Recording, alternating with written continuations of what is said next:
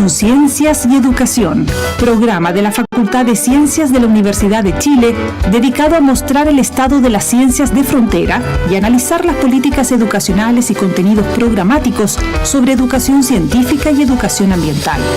Con la participación especial del profesor Dr. Raúl Morales, decano de la Facultad de Ciencias de la Universidad de Chile.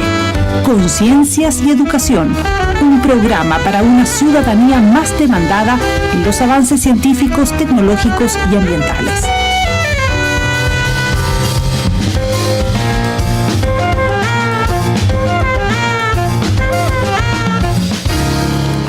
Muy buenas tardes. Conciencias y Educación inicia su programa número 91. Saludando con especial afecto a la audiencia de Radio Universidad de Chile que escucha nuestro espacio en nuestro país y en el extranjero. Saludamos a toda la comunidad de la Universidad de Chile y en el marco de la conmemoración de los 60 años de creación de la Facultad de Ciencias. También saludamos con especial afecto a los académicos, académicas, personal de colaboración y estudiantes de nuestra unidad en este año de celebración. También quisiéramos agradecer al equipo de Radio Universidad de Chile que hoy nos apoya en los radiocontroles, Francisco Beas, Camila González y Ariel Acevedo. Pues bien, les saluda Raúl Morales Segura, decano de la Facultad de Ciencias. En esta oportunidad contamos con la visita de un colega de la Facultad de Ciencias, el doctor Nicolás Giuliani Guerin, actualmente profesor titular de la Universidad de Chile. Él es un biólogo con doctorado en el área de la microbiología, experto en el tema de la ingeniería genética y que ya hace aproximadamente unos 20 años llegó a Chile para radicarse definitivamente en nuestro país. Así que quisiera partir recibiendo entonces al doctor Giuliani de nuestra facultad. ¿Qué tal, Nicolás? Buenas tardes, decano.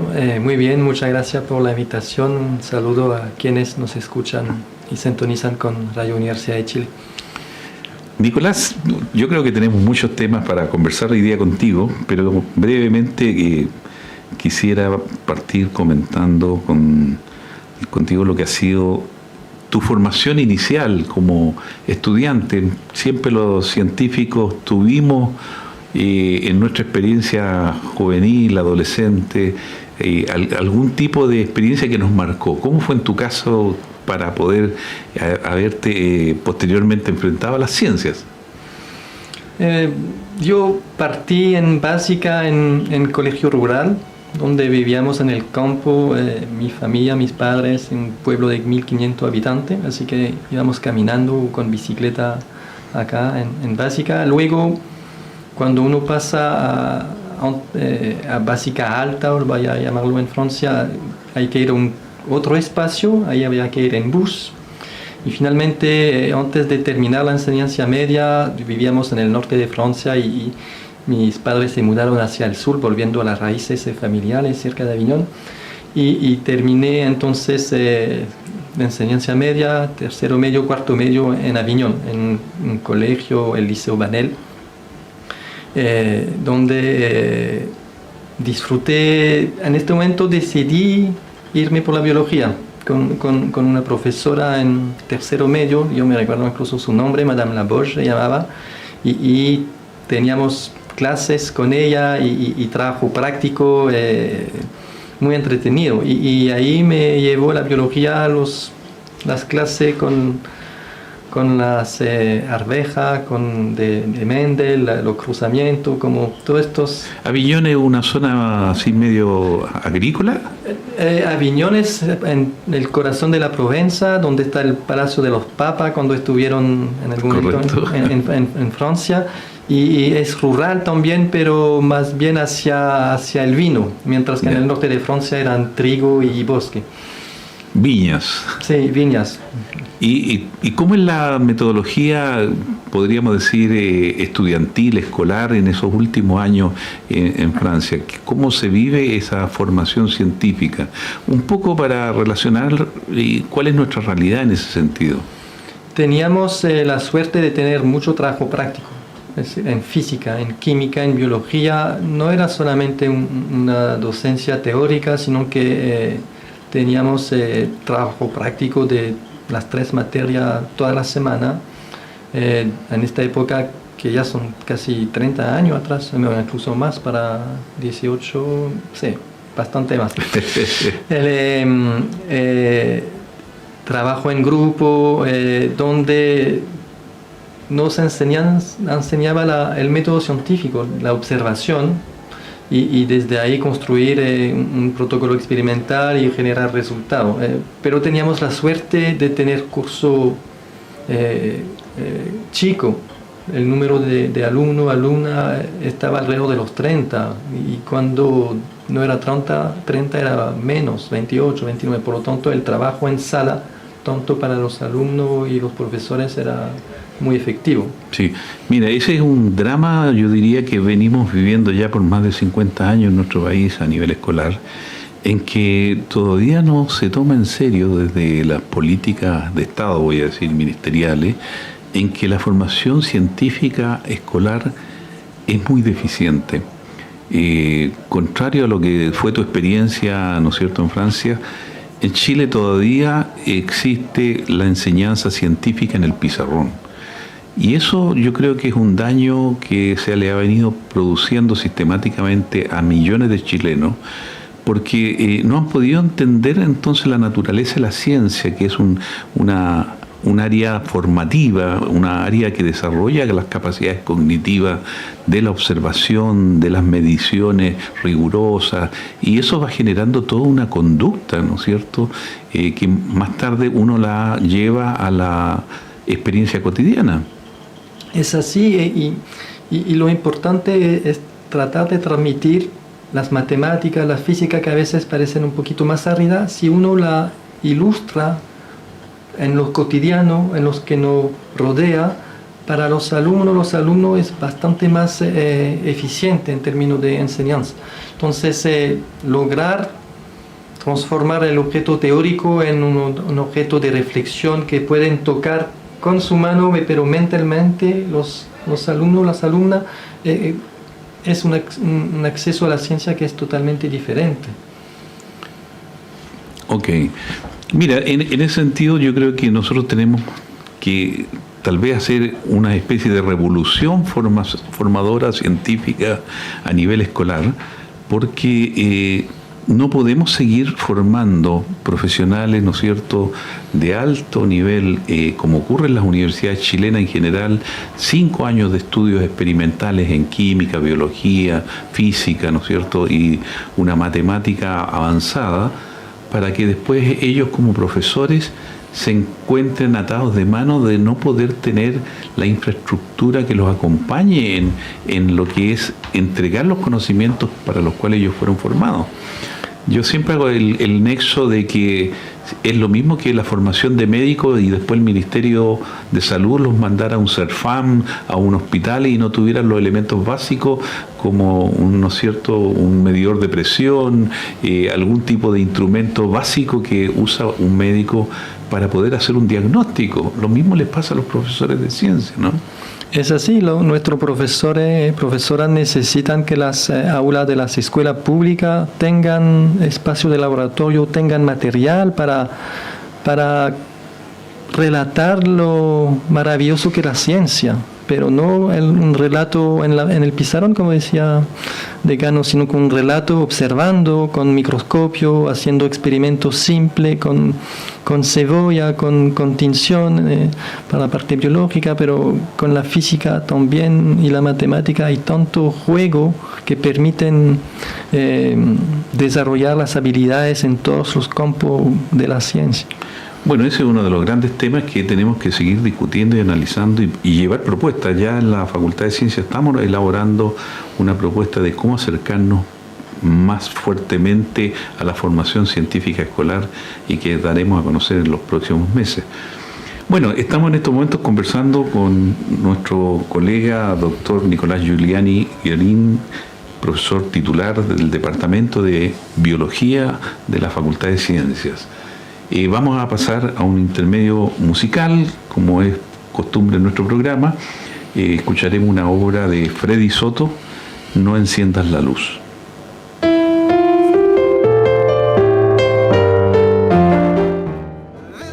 Bueno, retomamos nuestro programa Conciencias y Educación en una conversación que estamos sosteniendo con el profesor doctor Nicolás Giuliani, académico del Departamento de Biología, profesor titular de nuestra universidad.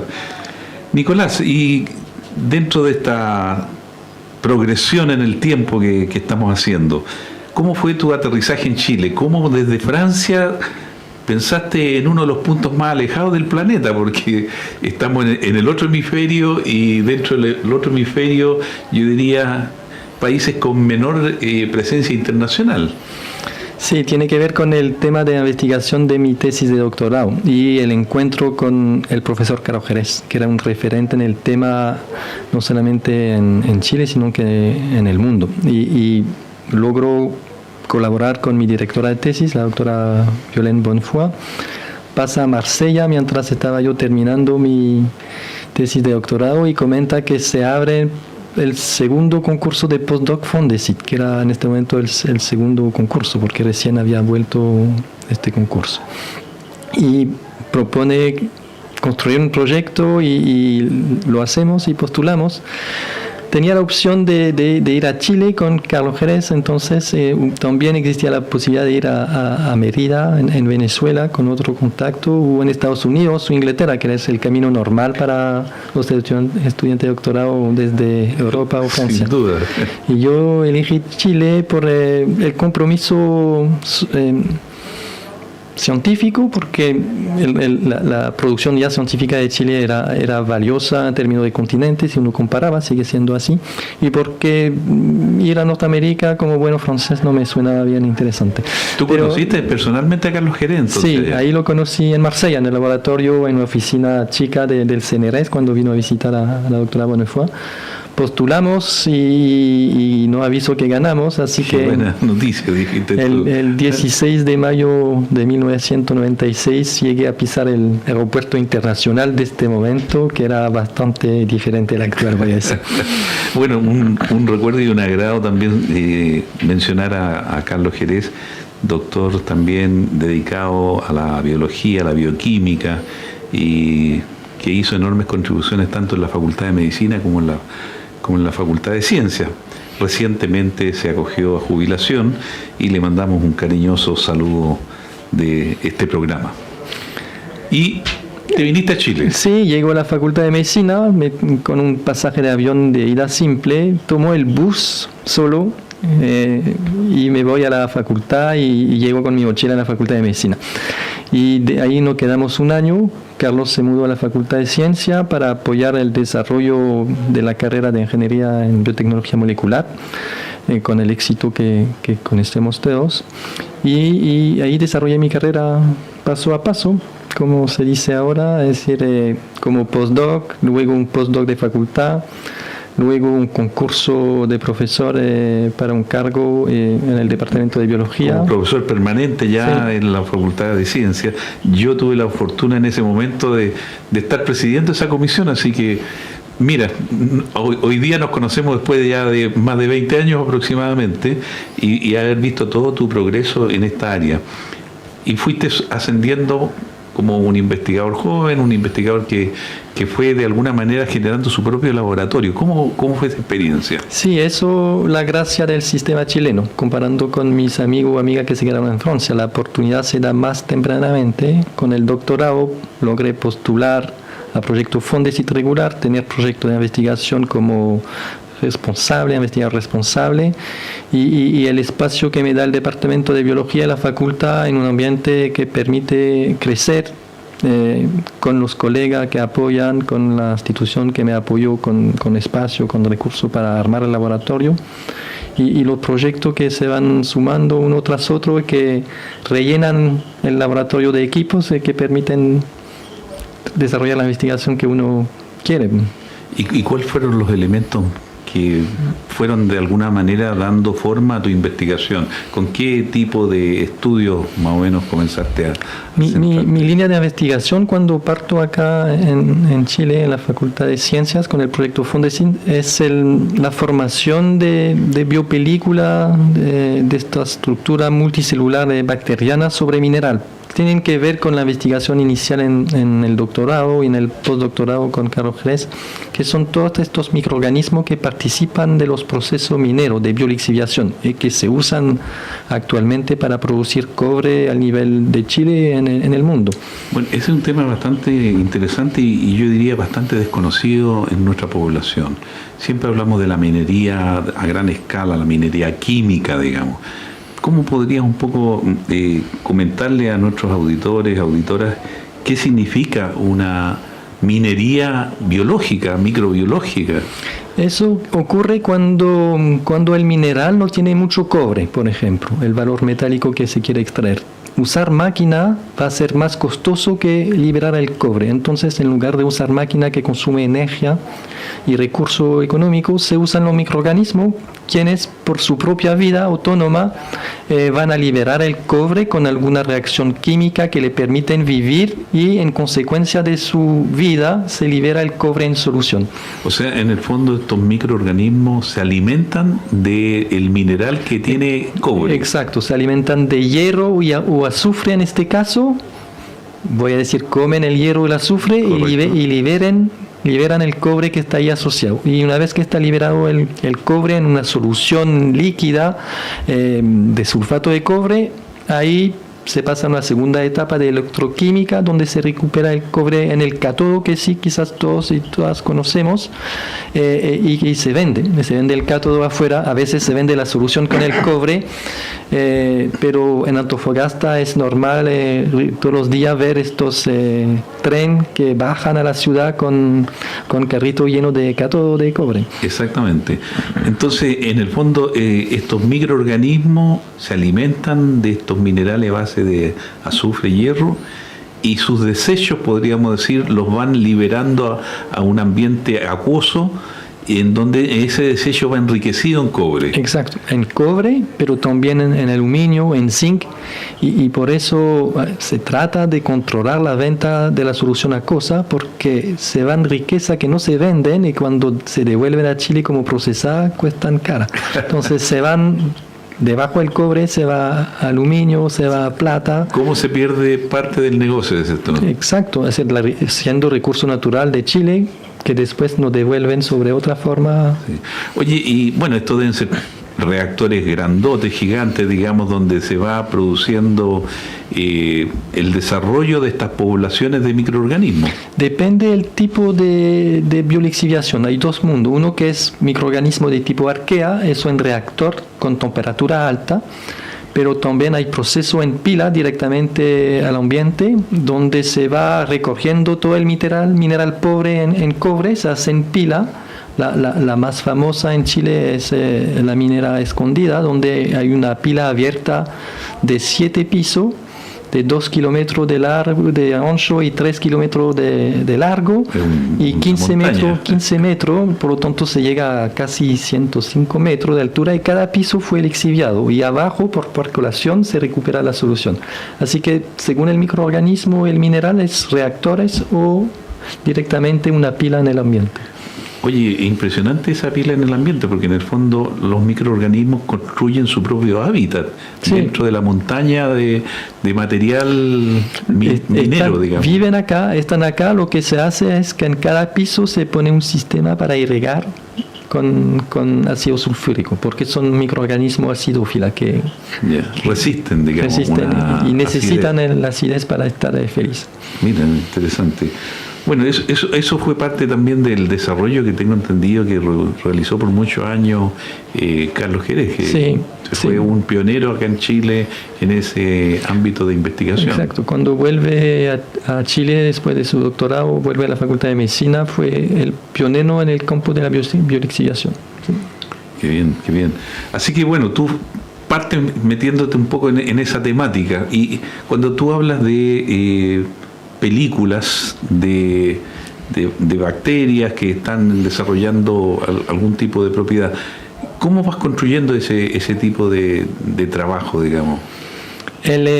Trabajando en el laboratorio a escala más chica, en el matraz, en un recipiente con la solución acuosa, con los nutrientes y el sustrato sólido, que va a ser azufre o a veces calcopirita, donde ponemos en contacto entonces el mineral con los microorganismos y vamos a ver después con microscopia electrónica cómo se desarrollan la biopelícula alrededor del mineral, porque cuando está la biopelícula la eficiencia de liberación del cobre es más grande. Por lo tanto, toda la investigación que desarrollé con los proyectos Fondesit fue tratar de entender cómo a nivel molecular se desarrollaban estas biopelículas alrededor del mineral, y con eso caracterizamos dos grandes vías que permiten que los microorganismos se organicen, tengan una vida social. Ese lo entretenido también, es la sociomicrobiología, se dice, donde no son microorganismos, bacterias aisladas, sino que son una comunidad unida dentro de una biopelícula que trabaja en conjunto para vivir. Una especie de panel de abejas que trabaja en conjunto. Claro, exacto. Uno puede hacer la analogía, en los años 70 se hablaba de la sociobiología, y 20 años después, cuando se descubre un poquito mejor el mundo microbiológico, se descubre que también hay algún grado de sociomicrobiología. Y hay comunicación, se comunican estas bacterias para vivir juntas. Muchas veces se habla de eso, de que incluso a nivel corpóreo, ¿no es cierto?, una infección bacteriana que se distribuye por el cuerpo tiene capacidades de comunicación entre ellas. ¿Cuál es el tipo de contacto que suelen tener? Bueno, lo que se asume ahora, que se conoce la biopelícula en general, es que la enfermedad crónica asociada a microorganismos tienen que ver con el estado de biopelícula, que desarrollan dentro del huésped, humano, animales o plantas, según el tipo, que permiten que estén protegidas de la defensa del organismo donde están viviendo. Por lo tanto, por eso hay mucho interés en estudiar esta formación de biopelícula asociada a los patógenos, porque tratar la biopelícula es otra manera, en lugar de usar antibióticos, de combatirlas. O sea, tú le destruyes el hábitat en el fondo. Mira, qué bien. Bueno, estamos conversando con el doctor Nicolás Giuliani, académico del Departamento de Biología de la Facultad de Ciencias de la Universidad de Chile, y vamos a pasar brevemente a noticias de la radio.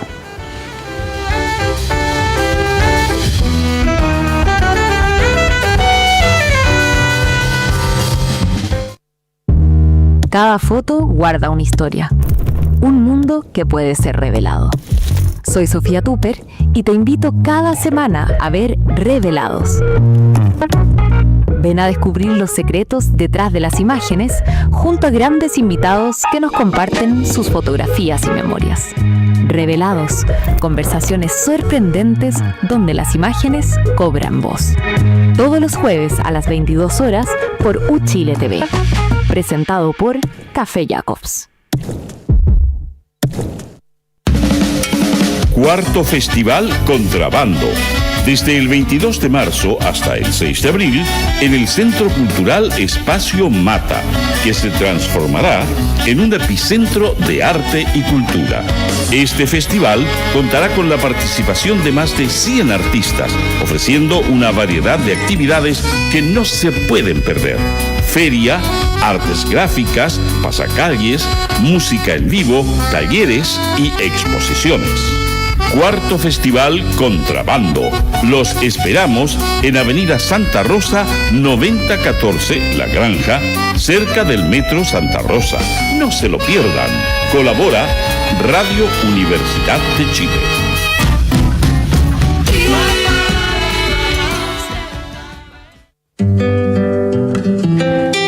Sala Máster de Radio Universidad de Chile tiene el placer de invitarlos una vez más a disfrutar la voz y la poesía de la cantautora hispano-cubana Lluva María Elia. Esta destacada artista regresa a Chile y al escenario de Sala Máster este lunes 7 de abril a las 19:30 horas, después de una exitosa presentación en 2024. En esta ocasión nos regalará sus canciones más emblemáticas y temas de sus últimos discos. Liuba María Evia en Sala Máster, lunes 7 de abril, 19:30 horas. Entradas disponibles en portaltickets.cl y más información en www.salamaster.cl.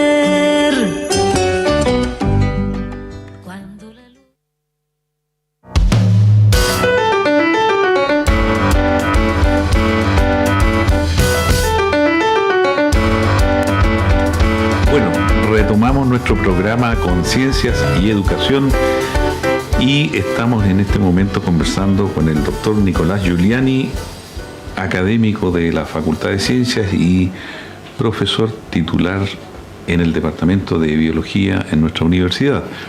Hemos venido conversando un poco de lo que ha sido su quehacer en el campo biológico, microbiológico particularmente, y de alguna manera cómo él ha ido desarrollando sus líneas de trabajo. En ese contexto quisiera decir que recientemente en nuestra facultad hemos creado el Centro de Estudios Cosmológicos, que viene, yo diría de alguna manera, a mostrar una nueva faceta de la Facultad de Ciencias en un trabajo inter y transdisciplinario de las distintas áreas. Tenemos biólogos, químicos, físicos, matemáticos, que también han venido discutiendo los grandes temas universales, ya, y estas grandes preguntas que se ha hecho a la humanidad de dónde venimos, qué somos, hacia dónde vamos, y toda esta cosmología que de alguna manera viene a representar el conocer nuestro universo. Y en ese sentido también el doctor Giuliani no está ajeno a lo que es un área que hoy día diría yo que es bastante emergente y particularmente interesante por todo lo que signifique descubrir vidas en otros planetas en condiciones que no son necesariamente las más habituales que tenemos nosotros acá en el planeta Tierra. Situaciones de condiciones tan extremas como lo que ocurre en la Antártica a muy bajas temperaturas, ya temperaturas bajo cero, ¿no es cierto? O lo que puede estar ocurriendo en el altiplano montañoso de los Andes, o lo que puede estar ocurriendo en nuestro gran desierto de Atacama, 1000 kilómetros de largo, ¿no es cierto?, que viene de alguna manera a tener una geografía muy particular, con también condiciones de producción de geyser con alta temperatura y por lo tanto masas de aguas líquidas que van generando microambientes muy muy particulares en donde también se ha encontrado que hay vida, y en eso el doctor Giuliani también ha estado trabajando lo que podríamos denominar las especies extremófilas. Nicolás, cuéntanos un poco qué significa esta prospección tuya también en esta área y tus experiencias en lo que son los estudios que están llevando a cabo en el desierto de Atacama. Sí, a la pregunta, de dónde vinimos, y respetando todas las espiritualidades, se podría decir que venimos de una bacteria extremófila, quizás. Sí, la vida, todas estas condiciones que describía nuestro decano son extremófilas para el ser humano, pero para los microorganismos son esenciales a su vida. A lo más pueden vivir sin estar afectados por estas condiciones. Y en el desierto de Atacama, en ese sentido, es un modelo reconocido a nivel mundial para estudiar la vida, desarrollar equipamiento, pero también pensar la condición de vida en Marte, donde hay condición extremófila no solamente de temperatura, sino que de radiación también, al igual que en la Antártica, y los microorganismos han desarrollado un sistema biológico que le permite sobrepasar estas condiciones extremófilas. De hecho, en el desierto de Atacama se habla de condición poliextremófila, donde hay que resistir a alta temperatura, hay que resistir a alta radiación, hay que resistir a alta concentración de metales pesados. Aún así, uno encuentra microorganismos que están viviendo a temperatura de 90 grados, de 100 grados, arquea, bacterias, que resisten a las radiaciones solares. que resisten también a la variación de temperatura, porque en el desierto hace mucho calor en el día, pero en la noche la temperatura es bastante diferente. Y eso permite tener estudio o investigación en dos orientaciones. Uno, entender la vida, cómo se desarrolló. Sabemos que hay alguna teoría que se desarrolla sobre minerales. Y el mineral que más abunde en el planeta es la pirita, que está hecho de hierro y azufre. Ahí volvemos a la biolixiviación. Seguramente es un proceso muy temprano que aparece la capacidad de usar hierro y azufre cuando se desarrolla la vida. Pero del otro lado, esta capacidad de vivir en condición extremófila permite pensar en aplicación biotecnológica, que son bastante relevantes.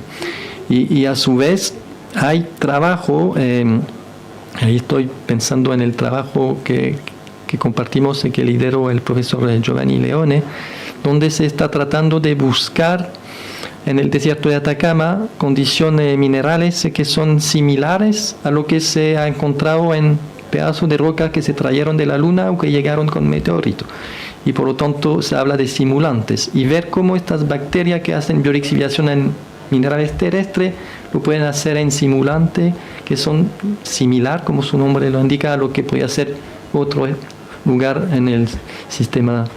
Interesante eso, porque eso va de alguna manera planteando entonces cómo la vida también se puede ir desarrollando en otros planetas, podríamos decir, o en otros ambientes, con toda la teoría de la panspermia, ¿no es cierto?, que dice que la vida ha viajado por el cosmos a través de rocas, a través de meteoritos, a través de una serie de elementos que transitan por las distintas atmósferas planetarias.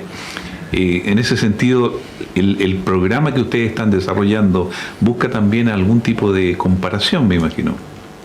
En Landata, en el proyecto Laboratorio Natural del Desierto de Atacama, estamos estudiando la biogeodiversidad, entonces la diversidad a nivel biológico de microorganismos, pero también de flora en general y fauna, y también la diversidad geológica, que es bien específica en el desierto y que tiene una riqueza única en el mundo. Entonces tratando de valorar ambas diversidad y claro, en términos de vida, quizás el ser humano es único, pero la vida claramente puede haber tenido lugar en otro espacio que no fuese la Tierra.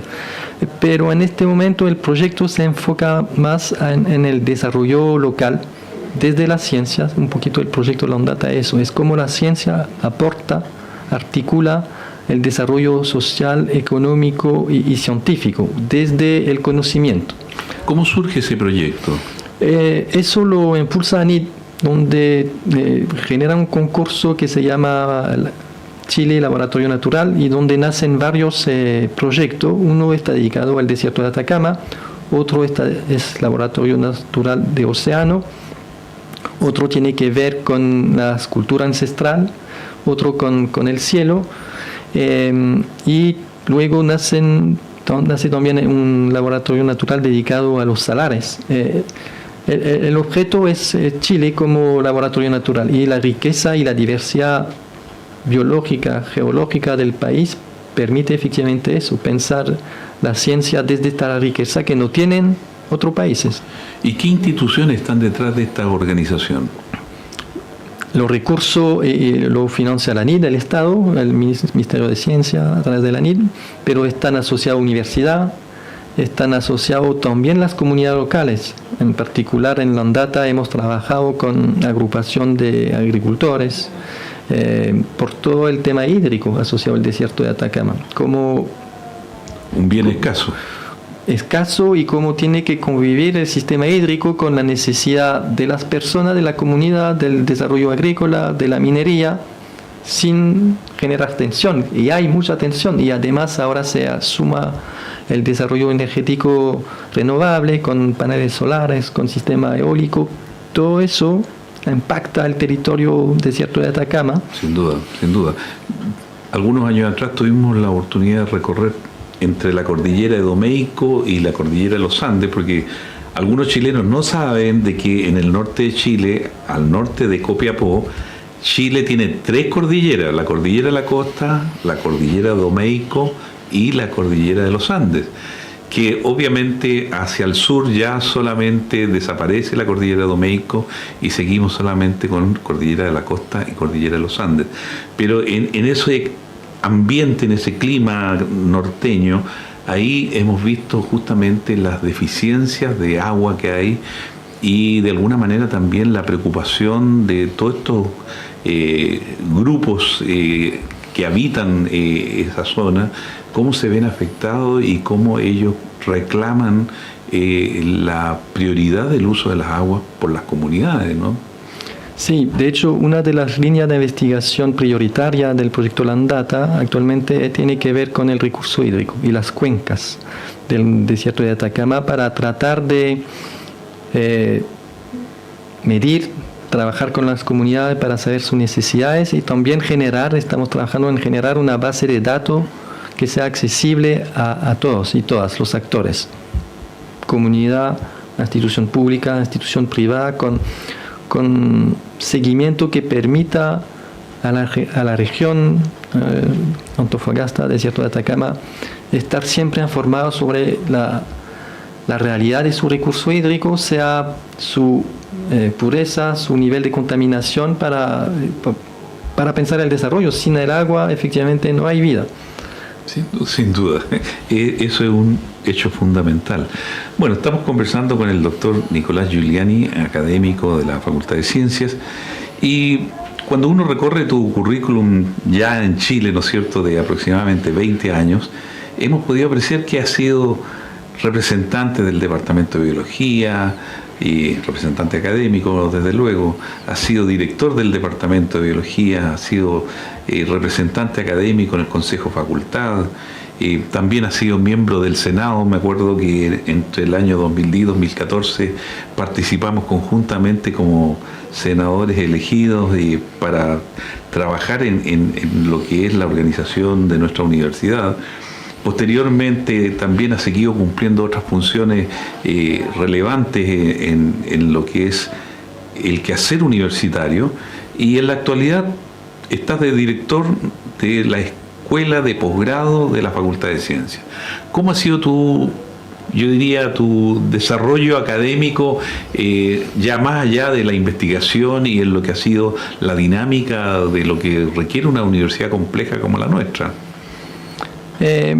Sí, desde un principio, incluso durante mi doctorado, siempre estuve tratando de participar al desarrollo institucional en el cual estoy inmerso. Creo que uno puede exigir de la institución en la medida que también le entrega a la institución, y hay que entregar tiempo, reflexión, y es la manera donde me parece que es la correcta para dialogar con la institución donde está. Así que sí, efectivamente, con mucha alegría y de manera voluntaria he decidido participar en todos estos espacios, y ahora en la escuela de posgrado he aprendido, eso es la palabra que quizás más marca esta etapa, he aprendido a conocer mejor nuestro posgrado. Cuando llegué a Chile me di cuenta que los posgrados chilenos era más exigente que los posgrados, los doctorados, a lo menos que el doctorado que yo hice en Francia, en términos de lectura, de publicación, de capacidad de redactar un proyecto. Y ahora que estoy en la escuela de posgrado, veo cómo están los comités comprometidos con sus programas, con sus estudiantes, y cómo vamos tratando de crecer, y estando en distintos espacios tuve la suerte el año pasado de participar en la creación de este fondo para beca de doctorado de la Universidad de Chile, que era una necesidad cada vez más urgente para la institución. Y yo creo que el posgrado para nuestra facultad de ciencia o para cualquier facultad de ciencia es el corazón desde donde tenemos que pensar la facultad y el futuro que queremos construir. Tenemos la suerte de tener 7 programas de doctorado que están muy bien acreditados, 4 programas de magíster que también están muy bien acreditados. Los estudiantes que vienen y las estudiantes son estudiantes que deciden estudiar en la Universidad de Chile porque tienen la camiseta puesta y porque saben que en la facultad, en nuestros 5 departamentos, la calidad y la excelencia de la investigación que se hace le van a permitir ser doctores que pueden ir a la academia, pero también que pueden ir en otro espacio institucional, privado, público, para desarrollar la calidad y la capacidad de hacer investigación. Bueno, eso para nosotros como Universidad de Chile realmente es un motivo de orgullo poder decir que tras 60 años de haber constituido una facultad única en el país, vale decir, hasta antes del año 65, 1965, en el país existían solamente facultades profesionales, facultades que estaban dedicadas a la formación de un área específica, como facultad de medicina, facultad de derecho, facultad de arquitectura, facultad de ingeniería. O sea, la profesión era lo que mandataba, digamos, la formación en la educación superior. Pero cuando se produce ya a comienzos de los años 60, un poco inducido también por este gran filósofo chileno y también ex rector y ex ministro de Educación, don Juan Gómez Milla, viene este impulso hacia la formación científica y a la posibilidad, ¿no es cierto?, de que se crearan entonces estos centros, y la Facultad de Ciencias es el primer centro que se forma exclusivamente para que Chile tuviera científicos en las distintas áreas. Y los primeros 4 programas de doctorado que se crean en esa época, estamos hablando del doctorado en química, en física, en matemática y en biología, hoy día han seguido creciendo, y el orgullo que tenemos hoy día es decir, miren, tenemos profesores con sus doctorados que están repartidos a través de todo el país. Desde Arica a Magallanes tenemos egresados, incluso algunos rectores de universidades han sido doctores que se formaron en la Facultad de Ciencias, así que eso nos ha llenado de mucha satisfacción. ¿Cómo ves tú ahora, siendo director de esta escuela de posgrado, el futuro que se proyecta, digamos, en estos otros programas de doctorado nuevos que han ido emergiendo ya en las últimas 2 décadas, ¿no es cierto?, como el doctorado en ingeniería en biotecnología, el doctorado en todo lo que es microbiología, con alianzas que se han ido formando también con otras universidades? El futuro de estos programas es amplio y abierto, y estos últimos programas, pero los pioneros también, se han dado cuenta que el futuro profesional de sus estudiantes, de sus graduados, graduadas, no es solamente la academia, sino que hay otro espacio. En ese sentido, los perfiles de egreso y de graduados han cambiado y se adaptan a la realidad y la necesidad del país.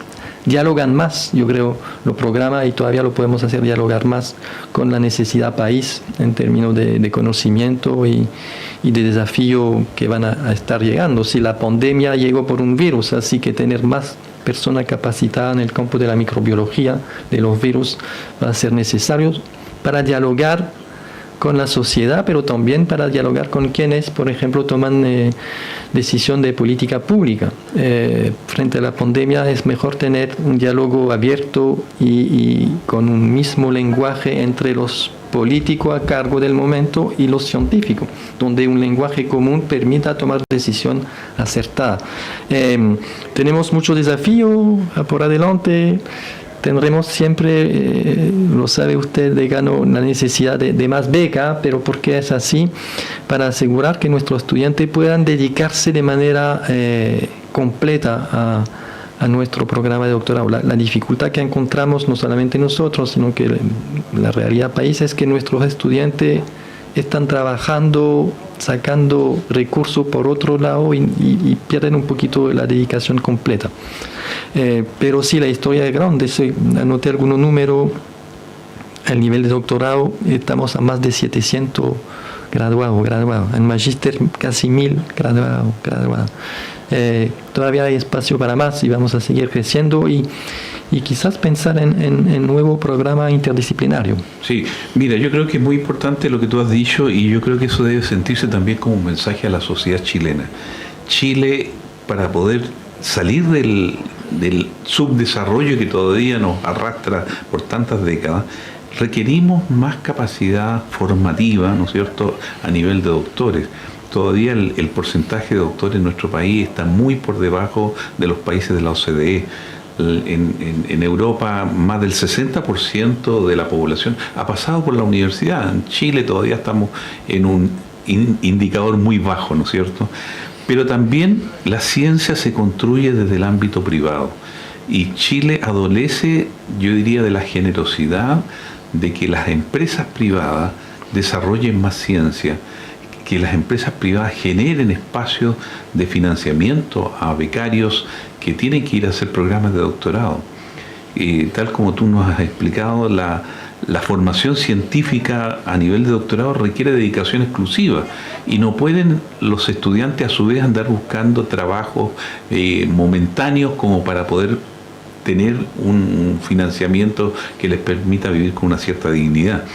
En Europa, en Estados Unidos, los doctorados reciben financiamiento del Estado o reciben financiamiento de fundaciones, de empresas privadas, y ahí yo creo que es importante que hagas un llamado, tú como director, ¿no es cierto?, de un programa de posgrado de tanta trayectoria en nuestro país, a que participen con más compromiso nacional, ¿no? Sí, yo tuve una beca de doctorado mixta del Estado y de privado en Francia, y mi deseo más grande es que efectivamente logremos o empezamos a tener beca privada sobre temas que involucren la empresa, la necesidad de la empresa, pero también con la capacidad científica y la excelencia que tenemos acá en la facultad. En química hice algún contacto con una empresa, pero no he tenido retorno. Pero en todos los campos, en los 7 campos que tenemos, podemos tener y deberíamos impulsar efectivamente que el espacio privado venga a financiar tesis para sus intereses. Para su propio beneficio también. Será una relación donde todos ganamos, el estudiante, la institución como programa y la empresa porque desarrolla con mano de obra de alta calidad. Bueno, nos estábamos terminando el tiempo ya en esta conversación que hemos tenido con el doctor Nicolás Giuliani. Quisiera darte las gracias, Nicolás, por haber gastado parte de tu tiempo en esta conversación, que espero le haya servido a todos nuestros auditores y auditoras. Muchas gracias por la invitación, un placer compartir con todas y invitar a hijo, nietos a que vengan a la Facultad de Ciencias. Bueno, yo me despido de toda nuestra audiencia y los esperamos el próximo viernes al mediodía, ¿no es cierto?, en este programa Conciencia y Educación. Muchas gracias.